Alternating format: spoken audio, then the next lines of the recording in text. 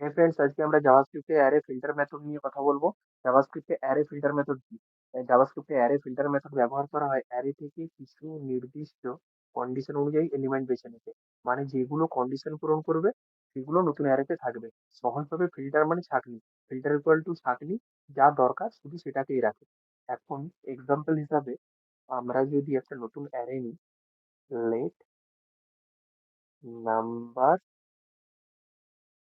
নামের একটা অ্যারে নিচ্ছি। এই অ্যারের মধ্যে আমি সংখ্যা রাখছি 10, 20, 30, 40, 50। আমি একটা অ্যারে নিয়েছি লেট নাম্বারস নামে, তার মধ্যে 10, 20, 30, 40, 50কে রাখলাম। এবার অ্যারেটাকে কমপ্লিট করলাম। এখন আমি যাচ্ছি ফিল্টার মেথড দিয়ে এর মধ্যে থেকে আমি একটা কন্ডিশন অ্যাপ্লাই করে দুটো সংখ্যাকে বের করতে। কনস্ট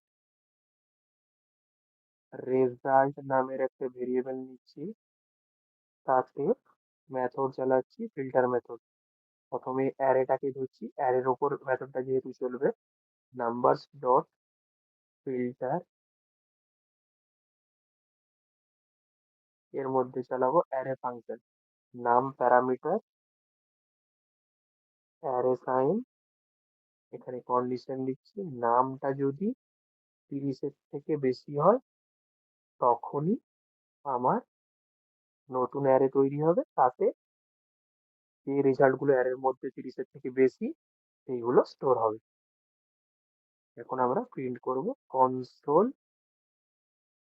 ডট লগ,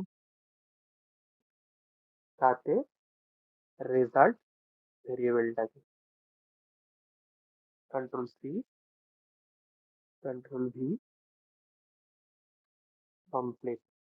তো এখন আমরা আউটপুট চেক করবো, তার জন্য এটাকে আগে কমেন্ট আউট করতে হবে।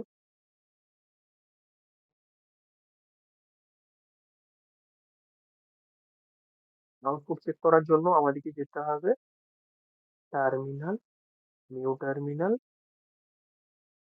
CD, node A, enter node, app dot JS. দেখো অলরেডি নতুন অ্যারে তৈরি হয়েছে, সেখানে 40 আর 50 দুটো স্টোর হয়েছে। তো আমি কন্ডিশন দিয়েছিলাম সেখানে যদি নামটা 30-এর থেকে বড় হয় সেই সংখ্যাগুলো স্টোর হবে। অলরেডি 40 আর 50 স্টোর হয়েছে।